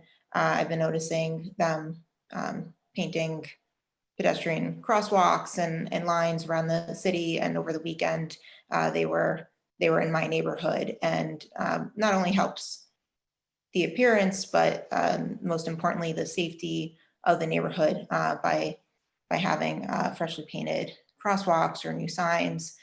So I really do appreciate their work in that. And just want to thank you all for coming in for our caucus and for part of the meeting to help give us an update. Thank you. Okay, I don't have any more questions. Does anyone have anything else to add before we wrap this portion of the meeting up? Okay. Director Cipriani, thank you so much for coming and the great job that you're doing, I think, so far. And the information that you provided to council has been very, very helpful. And thank you, Mayor Cagnetti and Business Administrator Deely for your presentation tonight. And we look forward to continue to work with you. Okay. Very much. Thank you, everybody. Thank Have a you. good night. Bye-bye. Okay, and now we'll continue with the citizens participation portion of the meeting. So I'd like to ask now if someone would please make a motion to accept public comment from the following individuals: Patricia Nestor, Joseph Healy, Bev DeBarros, and Marie Schumacher. Make a motion to accept public comment. I'll second. There's been a motion and a second on the question. I'd like to ask Mrs. Reed now if she would please read those comments from the public into the record. Mrs. Reed. Thank you, Councilman Gaughan. The first submission was from Patricia Nestor as follows. How bad is the housing situation in Scranton? 10:30 on a Saturday night, I had a woman I have never seen before knock on my door and ask if I have any apartments available. I don't, and I wasn't advertising, so I don't know how she found me. Just letting you know it's getting scary out here. Please have the mayor stop telling New Yorkers and everyone within the sound of her voice that Scranton has affordable housing. It's not true. Any financial advisor will tell you that your housing should not be more than 25% of your income. Because of the colleges and universities, rents are sky high and out of proportion when compared to the budgets of working class people. And I mean people who work locally, not remotely from New York City. Again, from Patricia Nestor.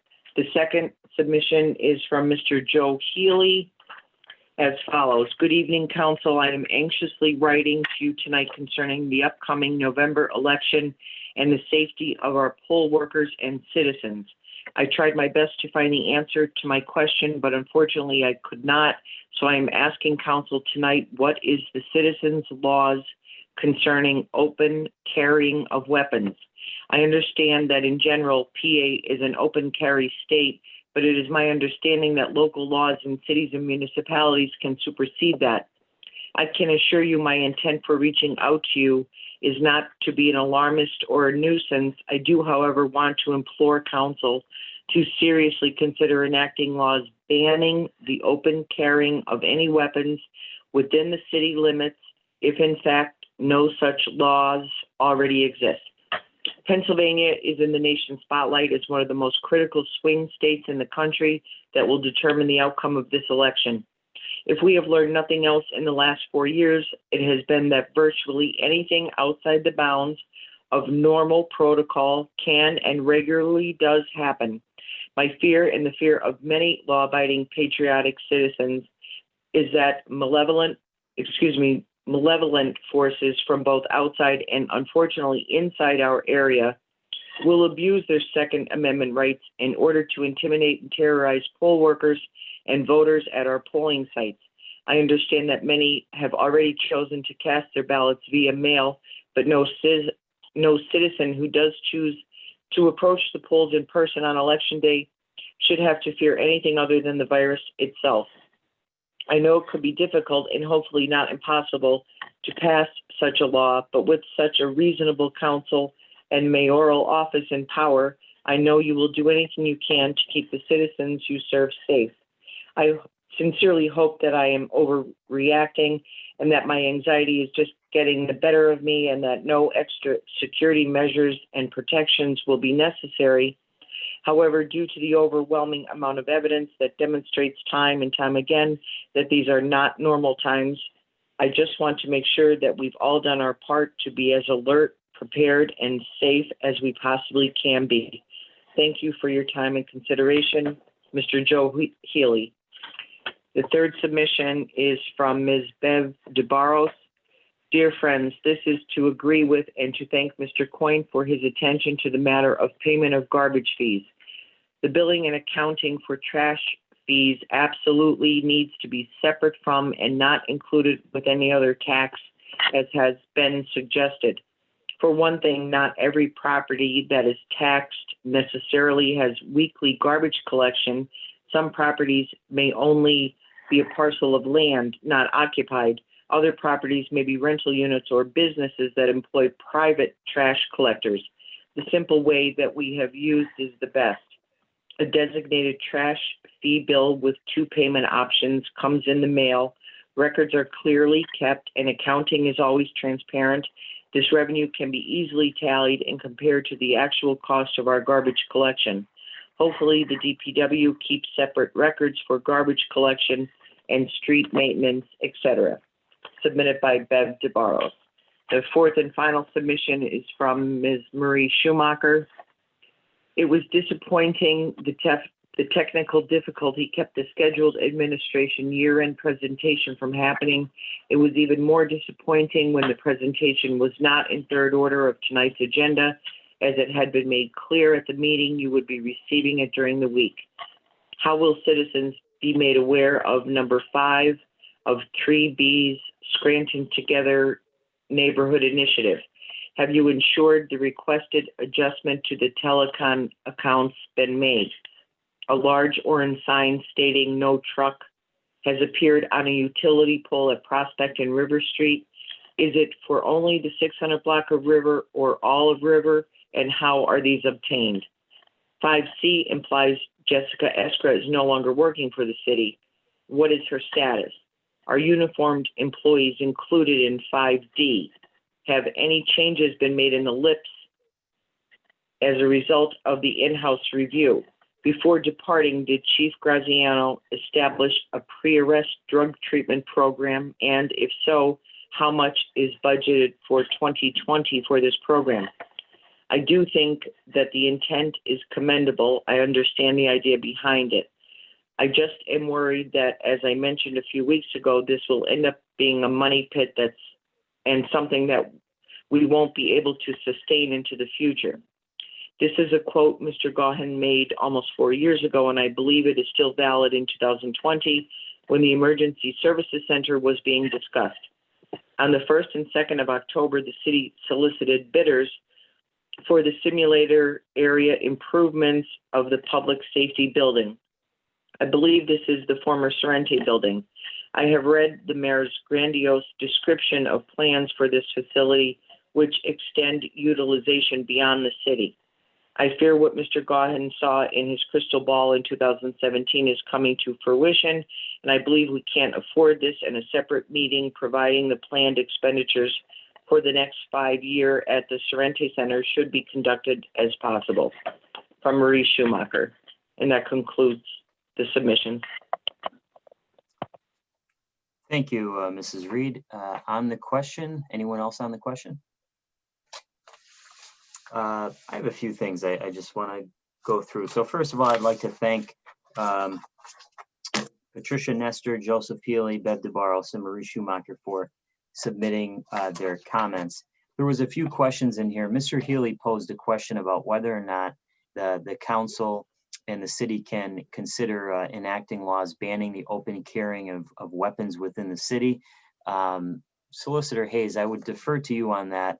I don't think we can. I think that comes down to an issue of preemption, if I'm not mistaken. But Solicitor Hayes, if you know the answer to that off the top of your head,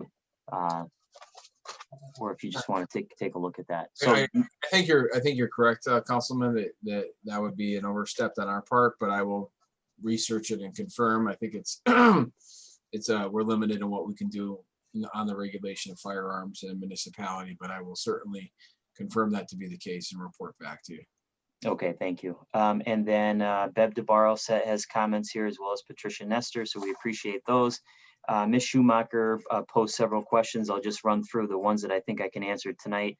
The presentation, in her first comment here, she asked why the presentation for Mr. Dealey wasn't in third order on tonight's agenda.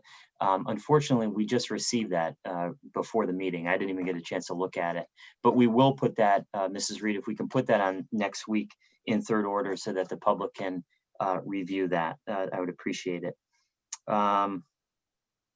How will citizens be made aware of number 5 of 3B Scranton Together Neighborhood Initiative? I know that the mayor has town hall style, not town hall, but she has updates, I think every week. And I think she covers that sometimes, and we can certainly ask for an update on that as well to make sure the public is informed. Have you ensured the requested adjustment to the telecom accounts have been made? I think Ms. Schumacher is referring to 3D there. I don't know that to be the case for sure, but we can double check. And I think she's referring to the tax issue on several of the telecom accounts. So we'll send a note to the business administrator.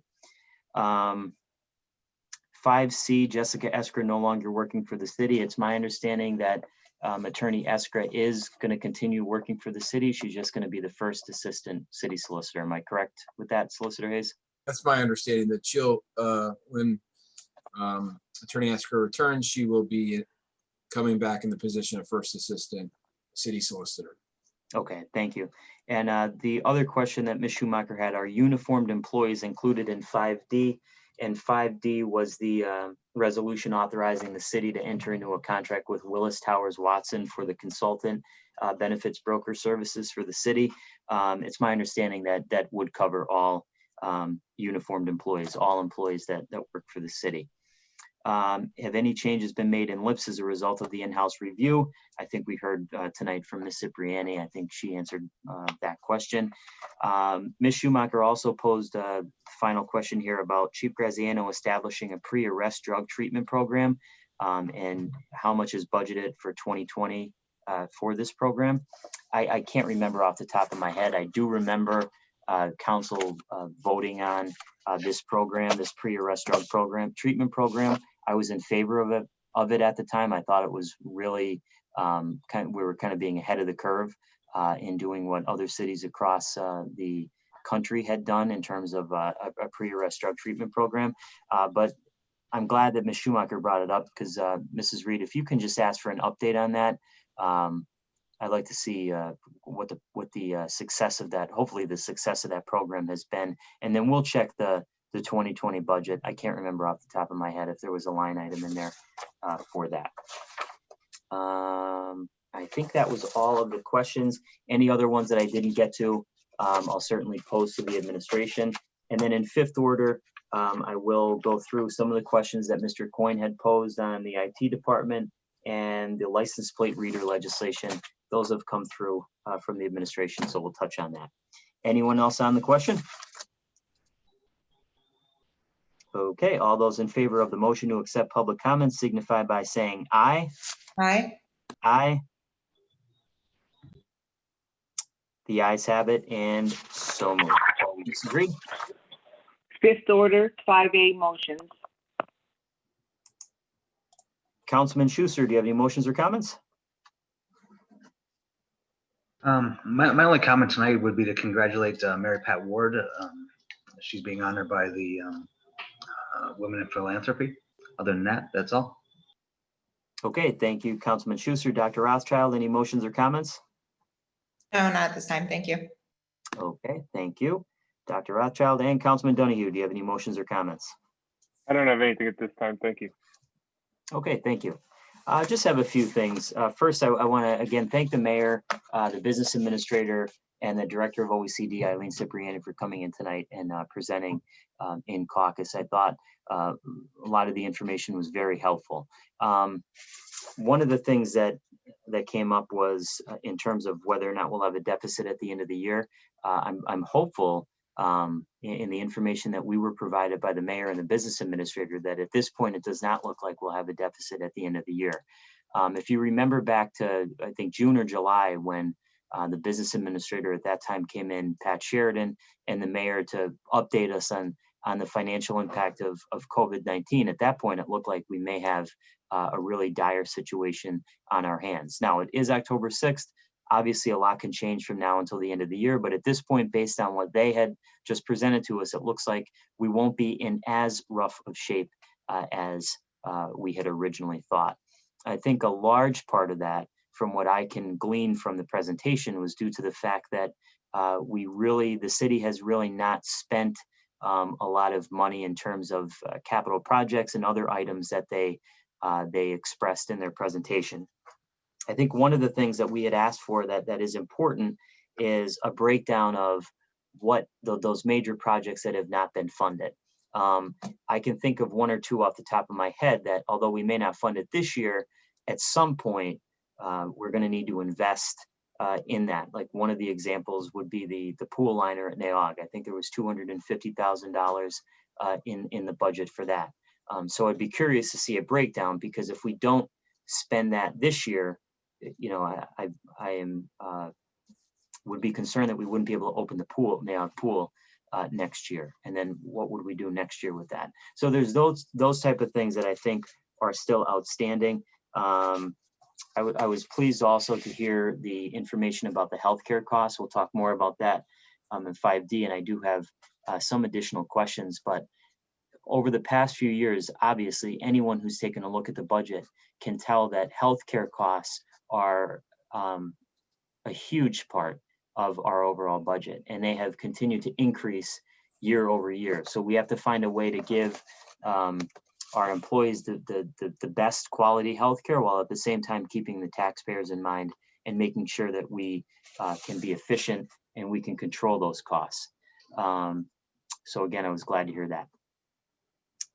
Some of the questions we've been getting coming in from the administration, there are still some outstanding. One of the ones that keeps coming up in my conversations with neighbors over in Westside is the Novembrino Park project. What I had asked for and what I'm hopeful to receive is an update in terms of change orders, in terms of what the total cost of that project is towards what was actually budgeted. And then I had additional questions about the internship program, the status of the search for a fire chief and a police chief. I know we have the acting police chief and fire chief, but I wanted to know where they were with that. So these are all things that I'm hopeful within the next week or two we will receive information about. The last thing I wanted to say was, obviously, we're still in the midst of this pandemic. I had an opportunity the past week just to talk to a few people who are Scranton residents who, many people may not realize, because sometimes we are living in a bubble now, that there are people in our city and across Pennsylvania and across the country who are really, really suffering from this pandemic, whether it's due to unemployment, due to having trouble putting food on the table. Our elderly population, I talked to an elderly neighbor of mine a couple days ago. This is really, really difficult. And I continue to be concerned when I see the numbers that keep coming out of Lackawanna County, out of Pennsylvania and across the country. And even the amount of people who have passed away is just, it is unimaginable that we're sitting here in October and this is occurring. So I just wanted to reiterate what I've said over the past few months, that if you are, I know a lot of elderly people watch these council meetings, if you are in need of help, there are people out there who will help you, who are willing to help you. So don't feel that you are alone during this pandemic. One of the things that the city has put out there is to dial 211 if you need any sort of resources, rent assistance, help with food. There's so many resources throughout our city that are out there to help you. And also any city issues or any help that you need, you can email scranton311@scrantonpa.gov. So I just wanted to make sure that I said that again, because I have spoken to people, like I said, over the last week that are really, really affected by this. And I may not see it. You guys may not see it. Some of us, like I said, are in a bubble, but this has taken an unimaginable toll on some of our people in the city. So we want to keep that in mind. And that's all I have. Mrs. Reed? Thank you. 5B, for introduction, an ordinance authorizing 2 R5-1 do not enter signs to be installed at the intersection of Depot Street, Shawnee Avenue, and R6-1L horizontal left one-way signs to be installed at the intersections of Riverside Drive, Canton Place, and Riverside Drive, Depot Street. Thank you, Mrs. Reed. At this time, I'll entertain a motion that item 5B be introduced into its proper committee. So moved. Second. On the question? All those in favor of introduction signify by saying aye. Aye. Aye. Opposed? The ayes have it and so moved. 5C for introduction, a resolution appointment of Joseph A. O'Brien, Esquire, 1012 Columbia Street, Scranton, Pennsylvania, 18509, as city solicitor for the city of Scranton, effective September 21, 2020, to replace Jessica Boyles, Esquire, who was serving as city solicitor. This time I'll entertain a motion that item 5C be introduced into its proper committee. So moved. Second. On the question? All those in favor of introduction signify by saying aye. Aye. Aye. Opposed? The ayes have it and so moved. 5D for introduction, a resolution authorizing the mayor and other appropriate city officials to execute and enter into a contract with Willis Towers Watson for consultant benefits broker services for the City of Scranton employee benefits for a period of 2 years. At this time, I'll entertain a motion that item 5D be introduced into its proper committee. So moved. Second. On the question? On the question, I'm happy to see that this was put out to bid, and I think the number we were given was $700,000 a year in savings, and I hope that pans out. That's all. Okay, thank you. Yes, on the question, I did have 2 or 3 questions here, and I posed it in 5th order because I think that the administration would have to go back and compile this information. One of them was, I would like a list of the fees that were charged by all 11 bidders. Next week on the agenda, you'll see in 3rd order, I requested documentation that was provided to us by Mr. Dealey. If you notice in the memo to Solicitor O'Brien, he mentioned that they did a breakdown of, I think, the final 4 companies or firms here, which they did provide us, which I do appreciate. So we're going to put this memo to Mr. O'Brien from Mr. Dealey in 3rd order. I think that will be helpful for people. But what I would just like to see is a breakdown, a list of the fees charged by all of the 11 bidders. That would be very helpful. Also, I think moving forward, what I'd like to request is a copy of the monthly reports that are issued on the financial performance analysis. One of the issues that we had in the past, and former Councilwoman Dempsey was really on this, was getting a breakdown of the healthcare costs and of the healthcare savings, because they were getting out of control. And with the previous administration, we were never able to really get any information. So I think it would be important for council to really stay on top of this. So I would like a monthly report of the financial overview of the plan performance, an actual versus budget comparison, and the employee contribution amounts. And this is something that they're going to provide to the administration anyways, but I think council should receive that. Also, one of the other questions I had was, now this was an RFQ, but one of the things I noticed was that it didn't include a disclosure by current contractors. Usually in the RFPs that I've seen over the last few months, one of the items that was in there was a disclosure by current contractors, and that would show any political contributions that were given to any elected officials within the city. And I have been on the record in the past saying that I really thought that that was a good practice for any contract that we enter into, just because of the things that we've seen happen here in the past with the previous administration. I think it's very good to be transparent about that. This could have been just an oversight. I'm assuming that it was, but I would like to find out why that was not in there. And that's all I have. Anyone else on the question? All those in favor of introduction signify by saying aye. Aye. Aye. Aye. Opposed? The ayes have it, and so moved. 6th order, 6A, reading by title, file of the council number 28, 2020, an ordinance authorizing the City of Scranton to allow the R1-1 stop sign with a W3-1 stop ahead sign placed in advance of the stop sign on Price Street at its intersection with Newton Road to remain as installed on August 27, 2020. You've heard reading by title of item 6A. What is your pleasure? I move that item 6A pass reading by title. Second. On the question? All those in favor signify by saying aye. Aye. Aye. Opposed? The ayes have it, and so moved.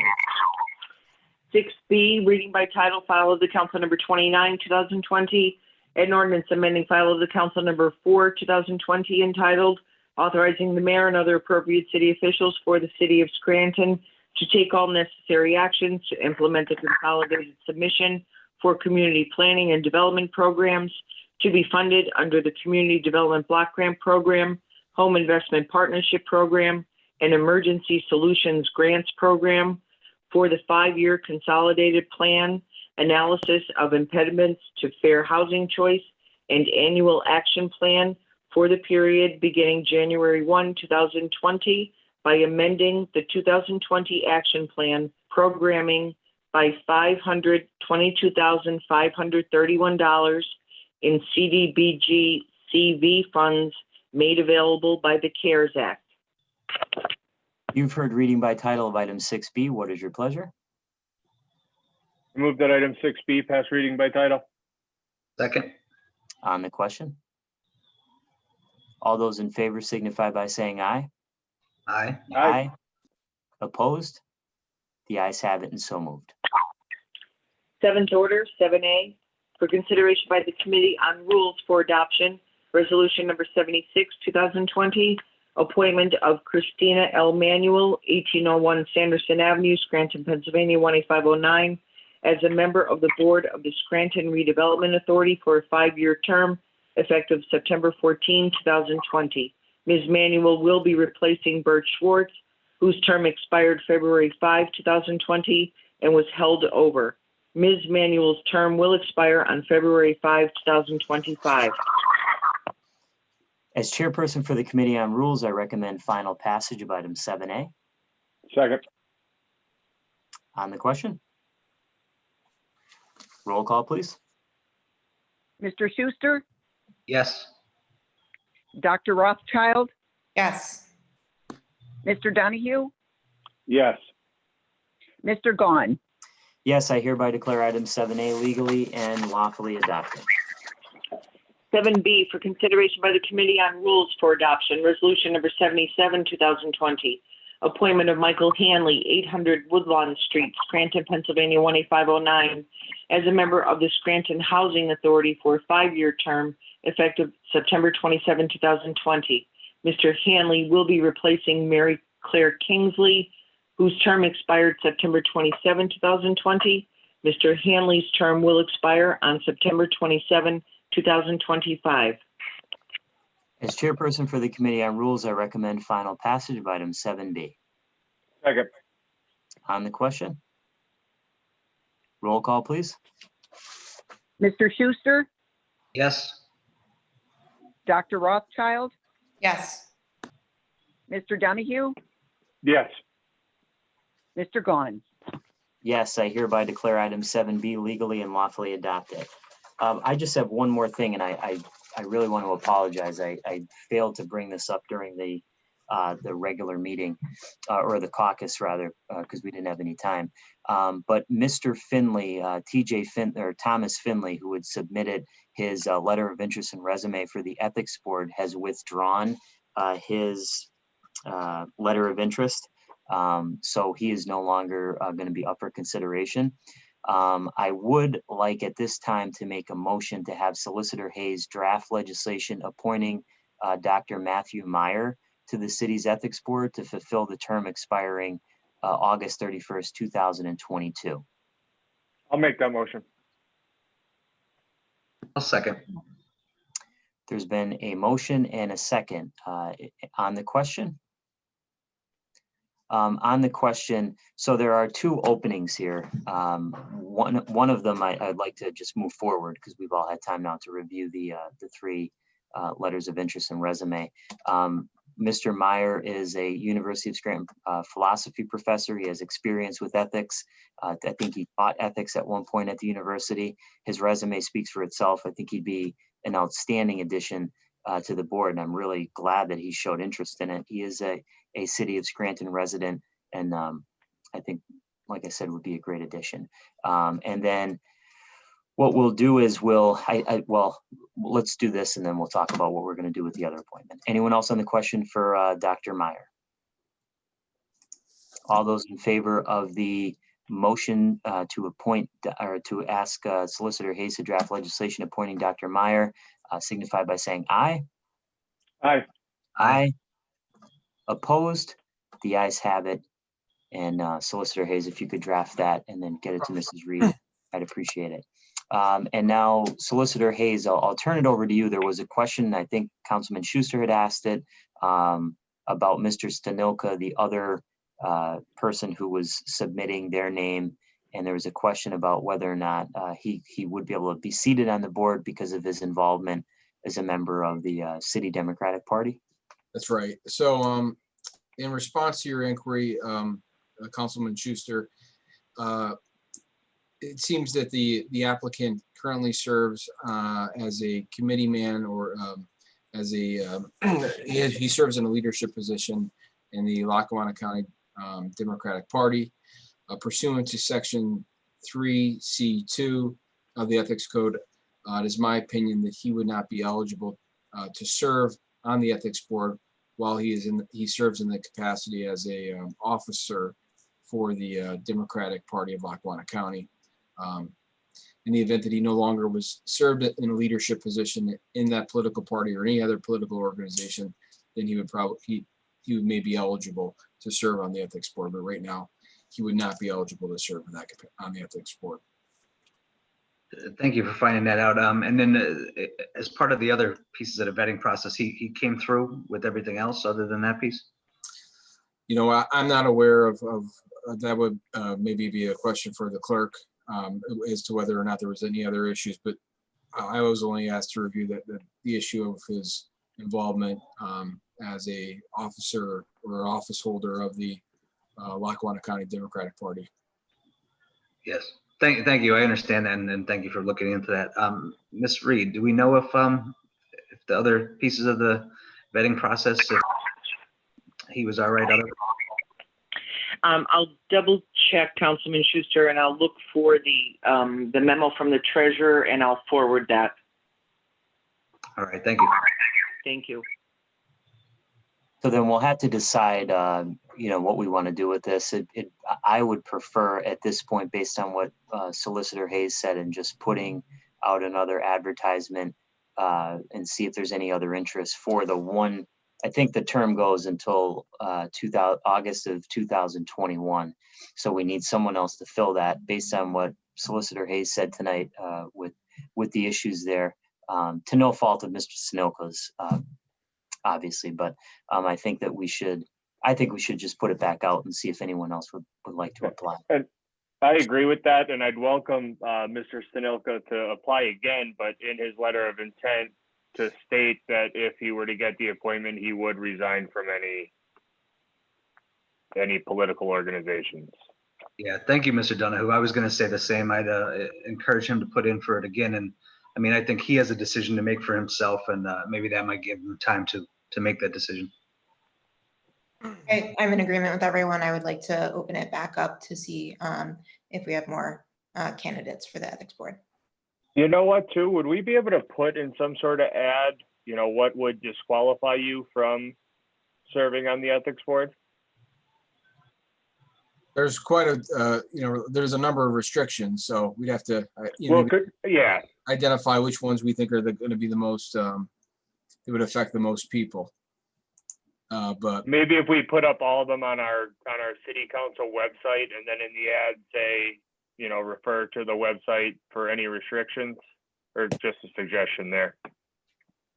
I think that's a good idea. I think that, I'll work with Lori on that. I'm putting in what we think are going to be the big issues for potential applicants. But the only thing with regard to this particular applicant, I would think that he would have to be, could not be in those positions at the time of the appointment, because otherwise, I don't think he's eligible to be appointed if he has an office within a political party or political organization. So it's not, I don't think we can just say that he could withdraw. He would agree conditionally to resign from those positions. I think he has to be out of those positions at the time of the appointment. Okay. All right. So I apologize for failing to bring that up before we adjourned here. Anyone else have anything before we adjourn? Okay. If there's no further business, I'll entertain a motion to adjourn. Motion to adjourn. Thank you, everyone. This meeting's adjourned. Have a good night.